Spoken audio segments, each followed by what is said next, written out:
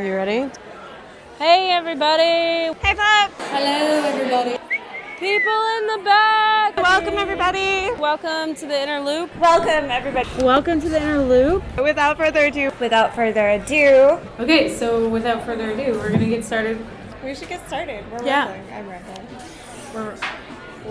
We're gonna get started.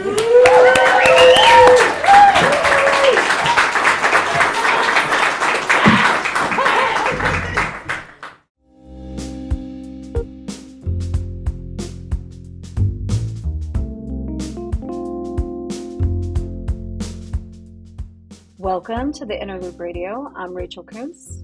And I'm Abby Newhouse. Thank you for joining us. If you haven't already, remember to subscribe to our podcast, leave us a review, and check out our website at theinnerlooplit.org. For any new listeners out there, here on the Inner Loop Radio, we delve into all things creative writing, whether that be inspiration or craft, publishing or editing, how to make a living, or just how we all sit down each day in front of an empty page. We invite friends and local writers onto the show to talk about their writing journey, what inspires them, or to delve deeper into craft. On today's show, we want to talk about politics and fiction. How do they relate? What's the deal? What's the situation? Two sides of a coin, it seems. Two sides of the same coin. I went into this episode fully expecting to have an argument with Abby about this subject, but before the show we realized we're on the same page. Yeah. She was like, I'm ready to debate. I think that all writing is inherently political. I was like, okay, nobody is gonna refute you. So yeah, I think it's hard not to. It's not hard not to, especially, I mean, today, the place that we live in, the time that we live in, it's pretty hard to escape anything political. When you're writing about life, you're just writing about people doing things, in this place. Yeah, fiction is about life, politics is about life. We're just all out here. I mean, I think that fiction, is telling stories about people and it's making you empathize with those people. And that in itself is a political act. For sure. Well, do you So have what any are some? examples? I was going to say, yeah. Do you Let's have talk specifics. examples? Yes. What are your examples of like heavy-handed political fiction? Well, obviously the classics like 1984, Brave New World, War and Peace, those immediately come to mind. What about you? Yeah.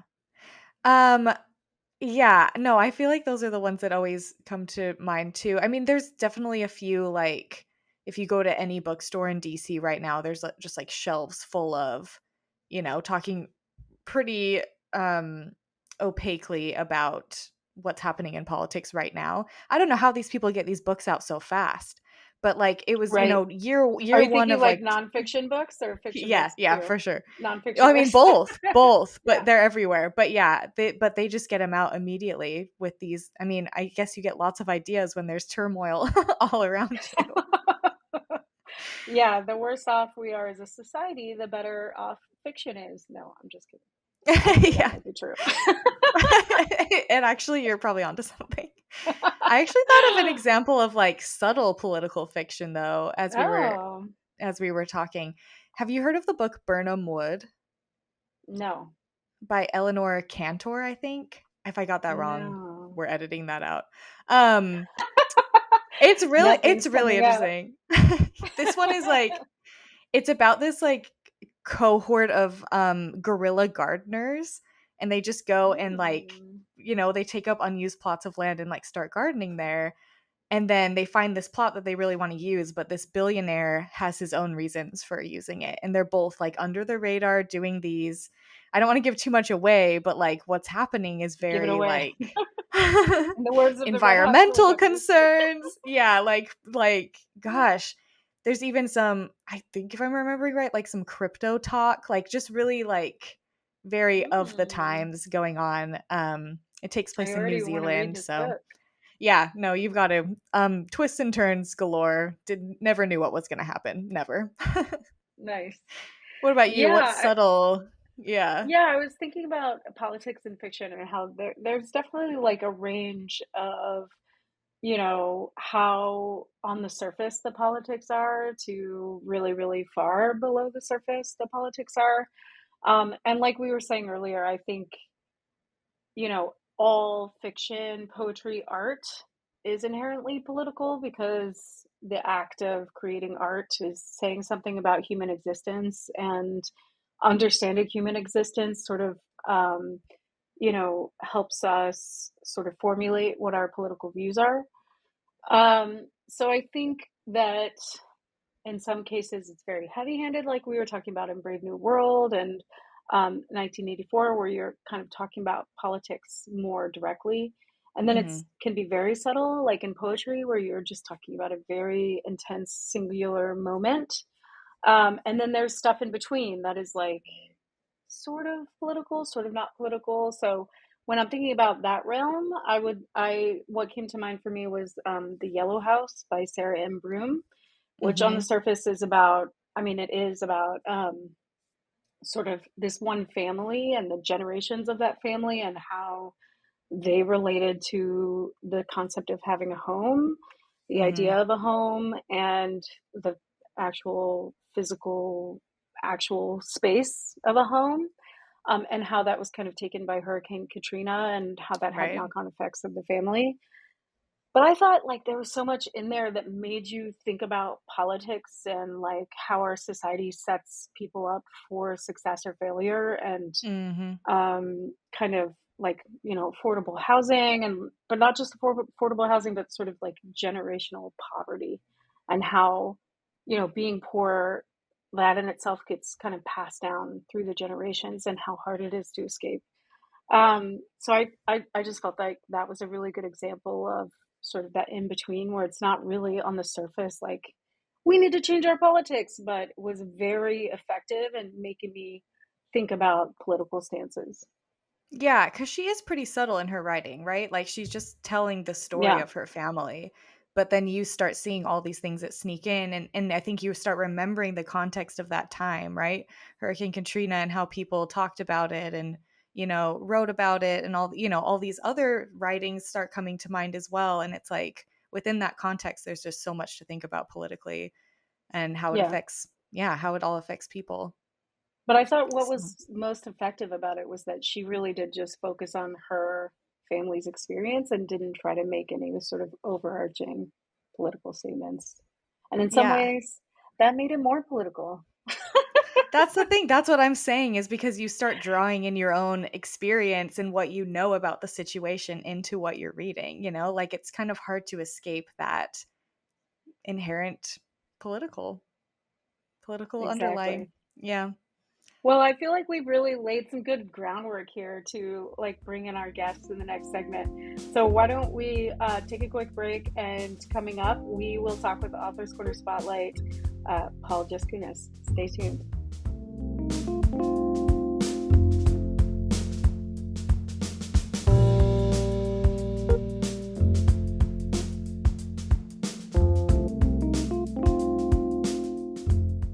Welcome back to the Interloop Radio. We've been discussing politics and writing, and now we'd like to welcome Paul Jaskunas, author of The Atlas of Remedies from Stillhouse Press, and this month's Authors Corner Spotlight. Welcome, Paul. Thank you. Thanks so much for doing this, Rachel and Abby. I appreciate the opportunity. We're We're happy to so have thrilled you. to have you on the show. Mhm. Before we jump into all of the questions that we have for you, which are legion, we would love to hear a little something from the Atlas of Remedies. Sure. So this is a story about two journeys. We have a young mother who has immigrated from a small village in rural Lithuania in 1901 to New York City, and she's in Lower Manhattan, and she's traveling across the city to buy chamomile tea for her sick cousin. And back in Lithuania, her two children are embark on a journey to try to reunite with her. And so I'm just going to read a short passage about a third or maybe a halfway through the book where the mother is sort of on her way. She's in Lower Manhattan, somewhere on Delancey Street, I believe, and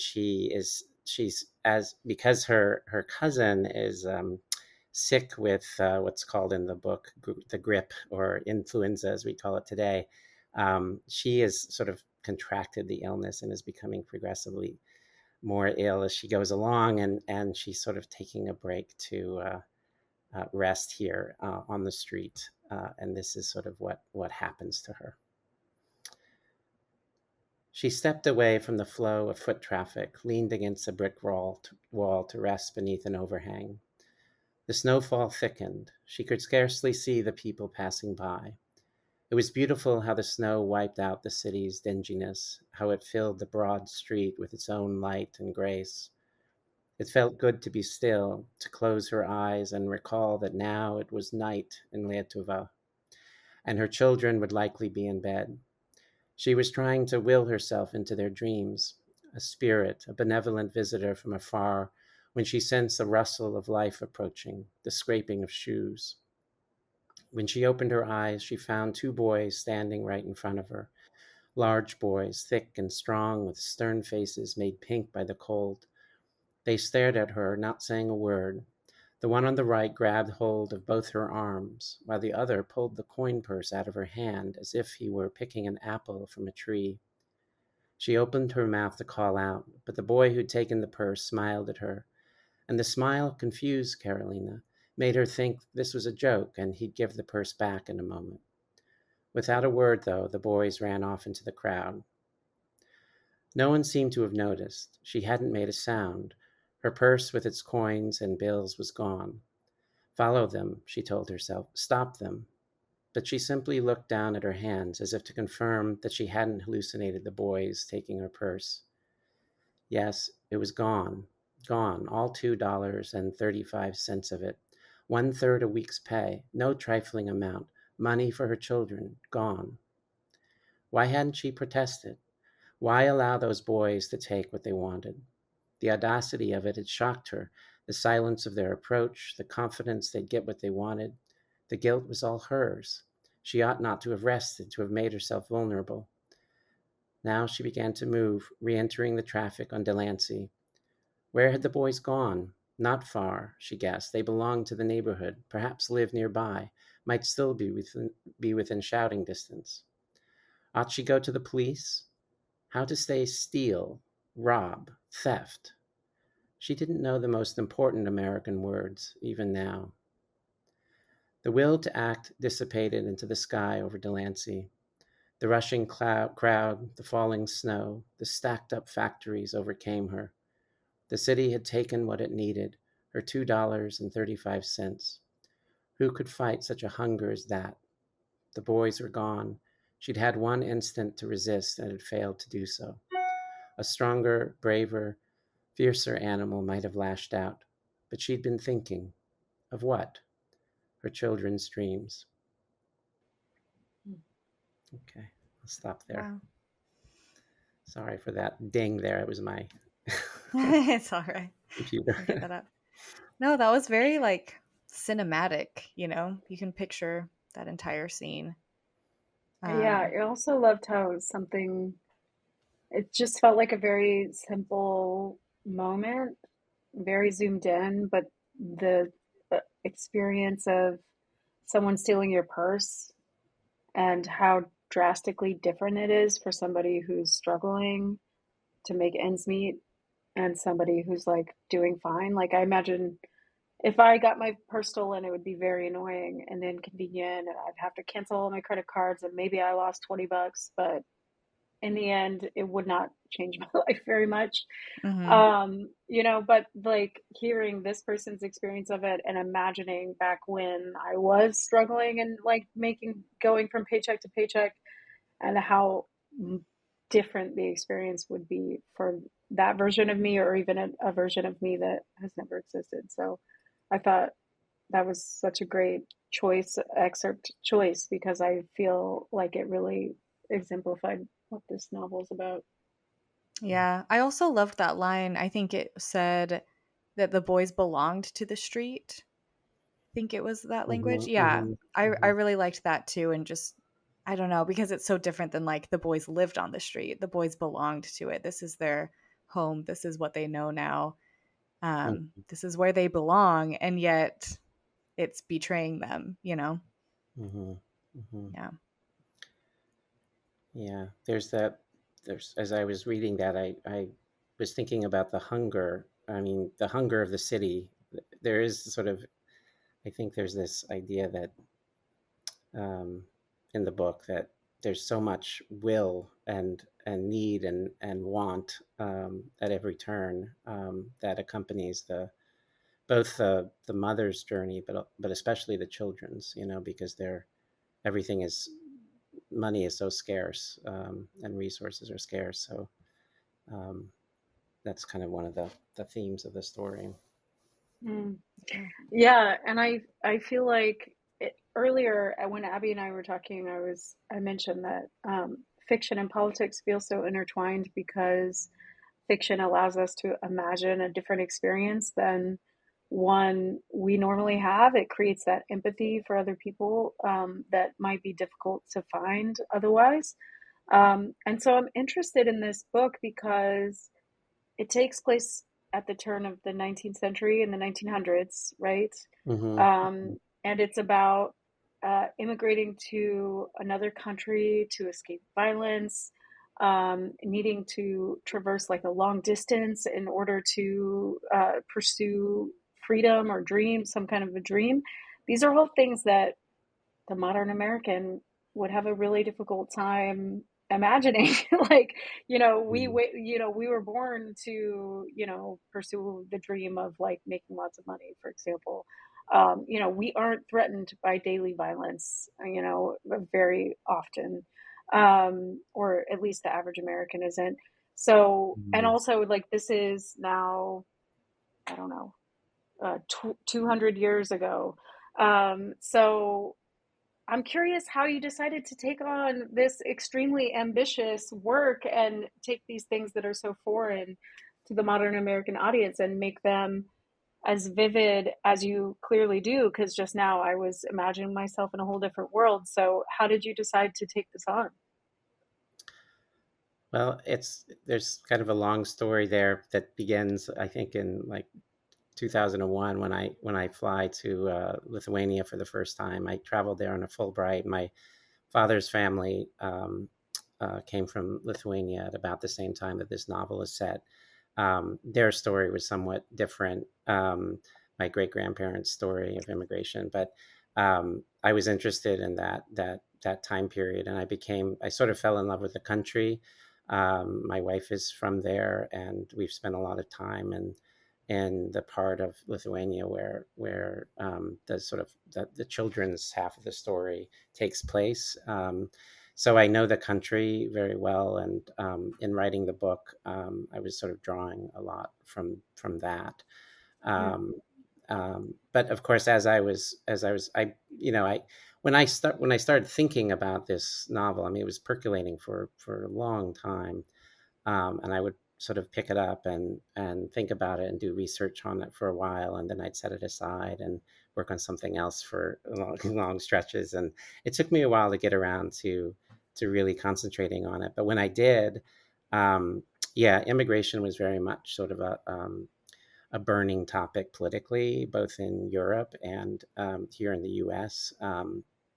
And So that was sort of in the background of my sort of thinking as I was writing it, but it was very much in the background. I mean, I was so kind of invested in trying to bring myself as the writer and also just the reader, the sort of imagined reader, into the world of these particular characters at that particular time, that I wasn't consciously trying to mount any kind of argument or any kind of grand theory about the situation now.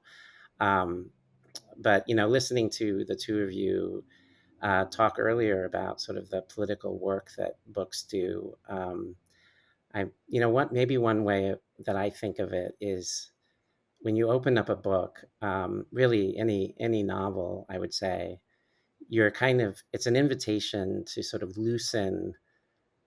um, the loosen up the way you think, the way you perceive the world, right? You're sort of giving yourself license to sort of let go of your own perspective for a while and enter into another. And I think, that it allows you, it's license to change your mind, right? It's license to have your mind changed in some way.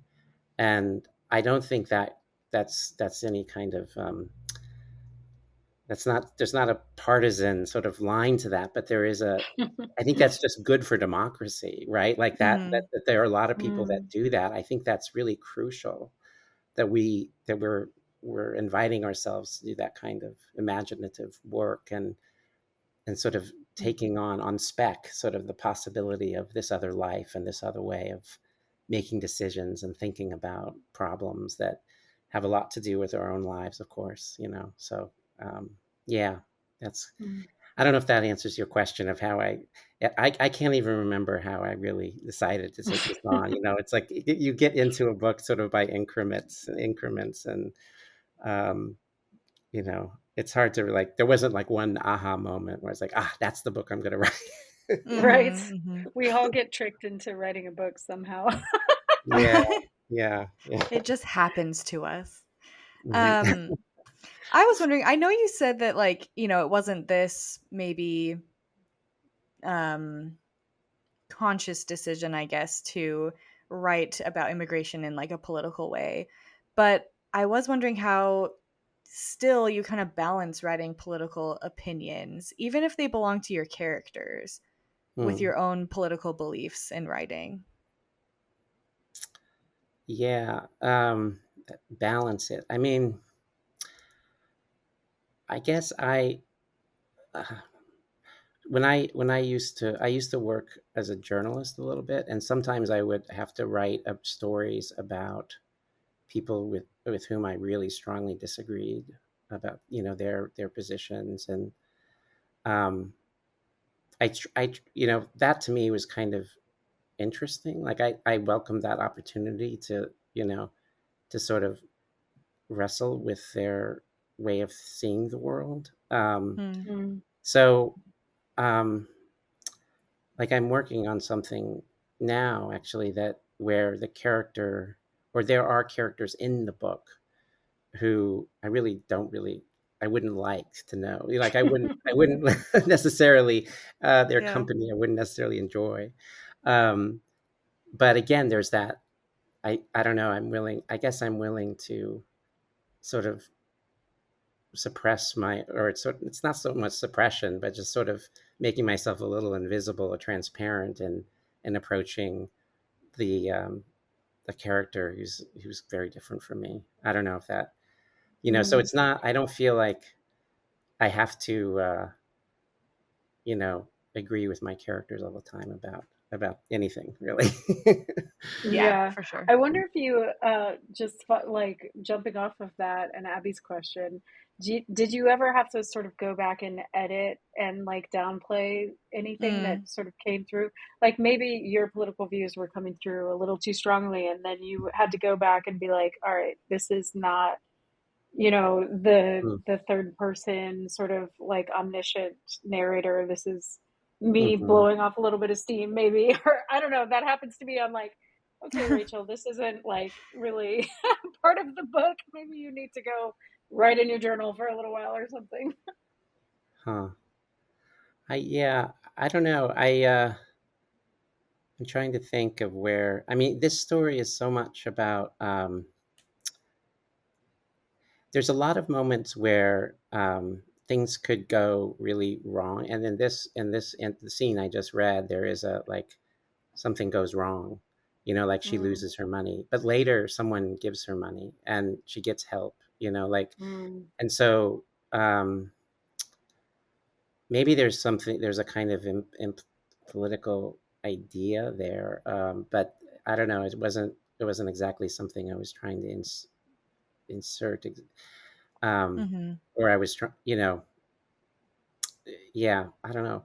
I really wasn't thinking so much of as I Yeah. was The writing the issues. story You're of like, how. this is not a political issue. It's just a story. No, it's not. I mean, that's the thing. Like the way immigration has become this like quote issue that's like used by in our partisan politics is to me really unfortunate and saddening Mhm. because this is like a force of nature. I mean, people have always been migrating since, it's Totally. just, it's unstoppable. And no matter who's in power or what policies are in place, there's going to be desperate people all over the world trying to like, Mm, get their feet on the ground and feed their children and have mhm. families and prosper. I mean, there's no, it's like, and so what's the disagree about like wanting to like Mhm. Mhm. find your brother when they're lost in the city or get your next meal or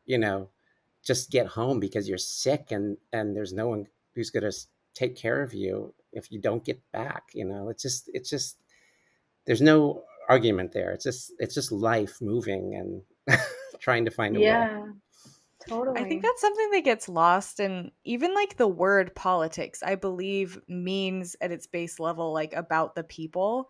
And I think that that gets Mm, lost because politics has it's become a term that is all encompassing for all these issues, these hot button issues and stuff. But yeah, when you really get down to it, it's about the people, and that's really easy to forget, you know. yeah, yeah. Somehow it's really easy to forget.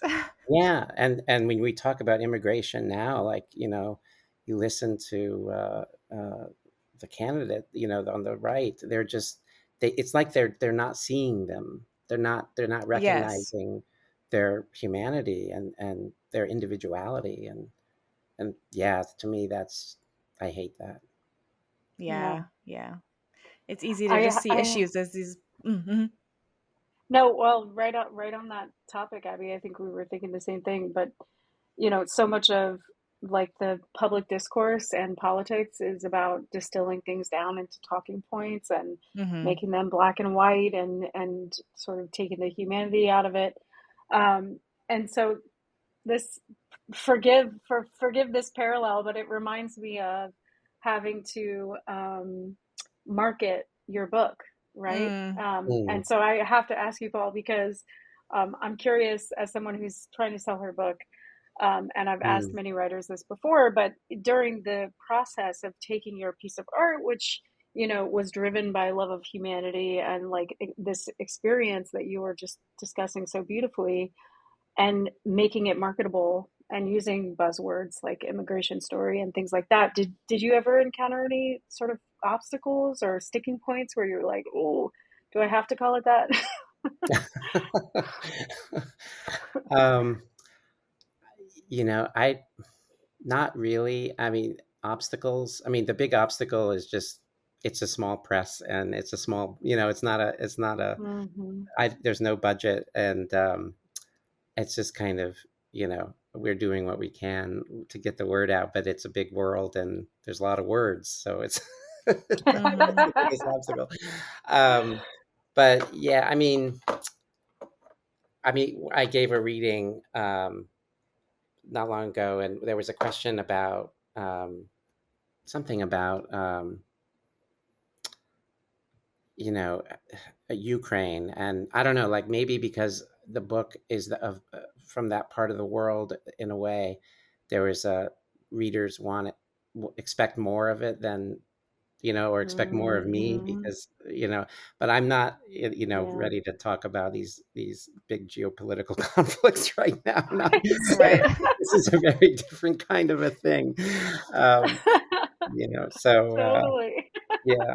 I mean, I kind of, the way I would describe this book, and it's kind of a strange way to describe it, but it's not really historical fiction exactly. I mean, I wasn't trying to make it really realistic, but I would describe it as like a historical reverie. It's like there's a Mm, little dreamlike quality to it that I wanted, um, sort of to communicate in the marketing, and that's a little hard to, as a hook, because Mm. or historical fiction is the easy category, you know, or the one right. that people know. And I'm fine, let's call it that. But it's also not exactly that. I mean, the way some historical fiction is very tries to be very precise about historical details and realities. Married to the This is not. details. Yeah. Yeah, yeah. Mm-hmm. Yeah. Fascinating. Well, I can't wait to finish it. I've read a few excerpts and it's absolutely beautiful. And I'm really excited about this book. Thank you so much for chatting with us about it. Yeah, thank you for doing this, especially while you're at the beach. Seafoam Green in the background for our YouTube followers. You can find out more about Paul, read more interviews and articles, and buy his book, The Atlas of Remedies, on our website, theinnerlooplit.org/authors corner.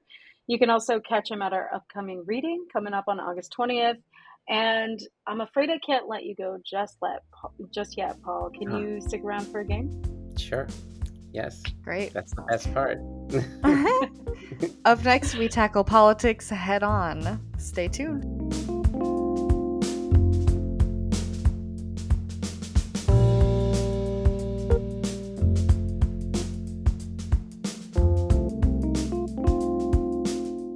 Welcome back to the Inner Loop Radio.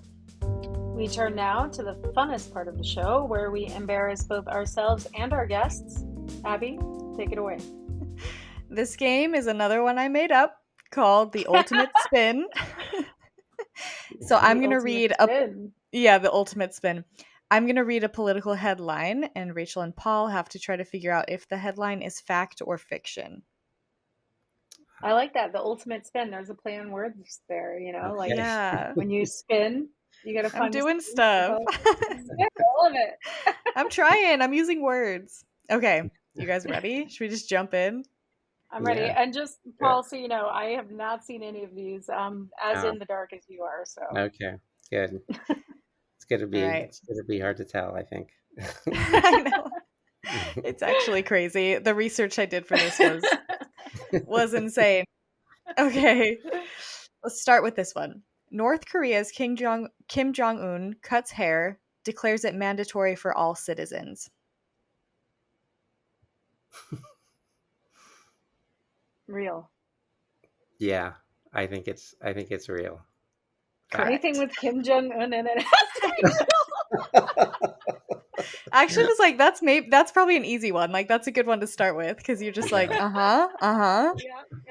Basically, you could have followed Kim Jong-un with any participle, and it has to be real. It probably is. Yeah. All right, let's try this one. Brazilian president blames actor Matt Damon for Amazon fires. That sounds so Matt fake. Damon. It has to be real. Amazon fires. It sounds, yeah. No, but the Brazilian president, are these current headlines? Some of them are. Oh. I don't know. They just. Do you have some intel? This one's current. This one's current. Okay, I'm guessing fiction. This one is false, but only because I was tricky with you. He actually blamed Leonardo DiCaprio, not Matt Damon.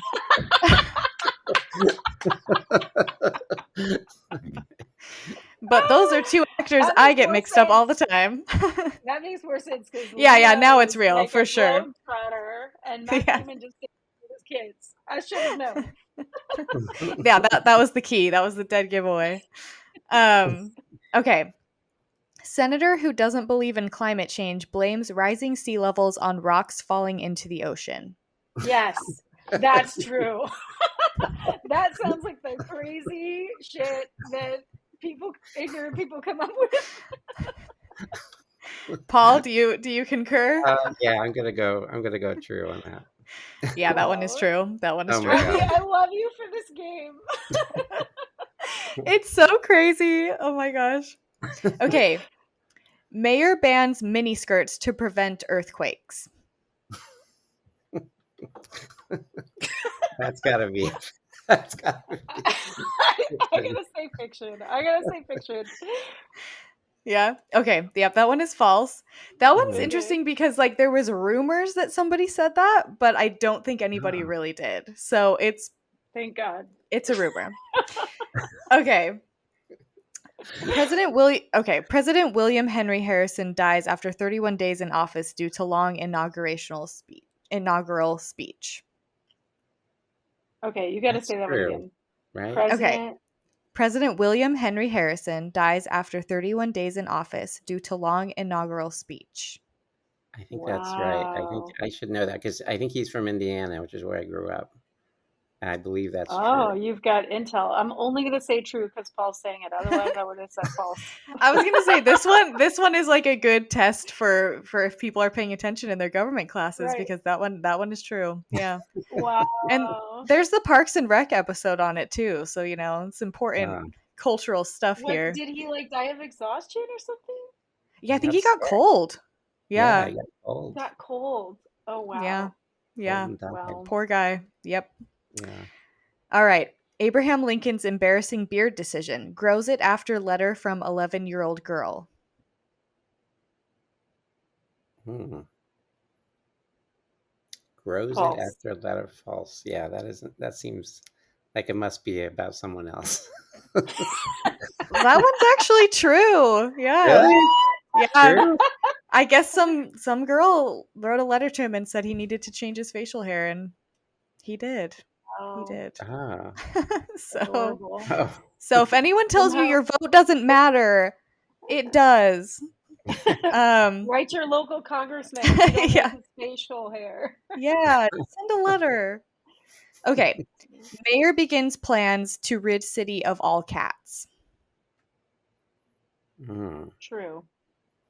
Mm. I've been Cats? traveling a lot, and there's so many Yeah. cities Okay. overseas that have so many stray cats, which I love. I would never want to get rid of. Agreed. But I could see, That would you be know, something a mayor that would do. somebody Yeah. would be concerned with. Yeah. Yeah. I'll go true on that one too. That one is false. And Oh. I wrote it myself because there's always cats in the news, always. Like cities are always fussing about the cat population, Fussing and so I about was like, cats. That it was sneaky honestly of it me. could be true somewhere, but I didn't find it online, but it could very well be true somewhere. That was, yeah, I agree with Paul. That was very sneaky. Good Yeah. work. Thank you. I am now a journalist as well, so no, just kidding. Okay, I've got two more. Mhm. All right. President FDR issues executive order to move capital to Kentucky.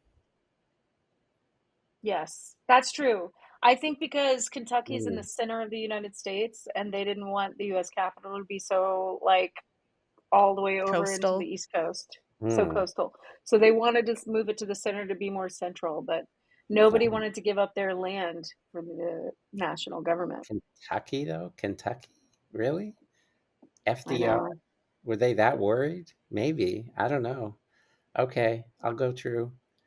It Actually, is no, true. I'm gonna go false. Oh no. He's like, I'm done being talked into bad decisions by Rachel. Well, you should have listened to her. Okay. That one's true. That Yeah. one's That true. one's true. Okay. I know. Yeah. It's pretty Yeah. wild, honestly. I think Kentucky. I mean, Rachel, you're probably right about the history of it, but I hadn't heard that one before. Yeah, I'm so bad at history. I only know that because my partner is always giving me random factoids. He's full of Hmm. random factoids, and I feel like he gave me that one. Yeah. Oh my gosh. Yep, there you go. Yeah. Okay, actually I have one more after this one, but President Obama issues executive order to nationalize the crypto industry. False. False. Yeah. Good job. Good eye. I gave that one. I read these to my husband before, and he was like, no, because he was like, that wasn't nationalized until blah. I was like, I don't think it's ever It's been never nationalized. been nationalized. It's like, I don't know what you're talking about. All right, now I want to see if you guys catch on to this one. Ice Town costs Ice Clown his town crown. You haven't seen it. This is from one of the most. Like our internet listeners need to tune into YouTube so they can see me and Paul's faces as we react to these. I should have known, because when I said it was on Parks and Rec earlier about William Henry Harrison, you guys both just stared at me. That's a fake headline from the show Parks and Rec, which is a lovely political commentary of a show. Oh, Parks and Rec. What a gem. So we had to end on that. Those are them. You guys did pretty good, I'd say. I think you got what, 2 wrong? Yeah. Yeah. Yeah. Not bad. 80%. If I didn't talk Paul into that one bad one, he would have been he would have aced that test. Yeah. I think you guys both got solid B minuses, so congrats. Nice. Well, thank you so much for playing with us, Paul. Yeah, thank you for having me on the show. You're doing such good work with the Inner Loop. It's good to be a part of it. Thank you. Mm-hmm. That's our show. We will be back next Monday with our Just Checking In series, where we give our writer friends a call to hear how their writing lives are going. If you want to learn more about the Inner Loop and all our programming, visit us at theinnerlooplit.org, where you can also donate to support us and local literature. Follow us on Facebook, Instagram, and Twitter at theinnerlooplit. Today's episode was produced by Abby Newhouse. Our executive producer is me, Rachel Coonce, and our theme music is by Andrew Logan. Thanks again to Paul Jaskunas for joining us on the show. And if you enjoyed today's episode, write to your congressman. Or better yet, leave us a review, such as the Inner Loop Radio should run for president because its policies are always on point. Don't forget to Don't forget to subscribe. Subscribe so you can get inspired, get focused, and get lit on the Inner Loop Radio.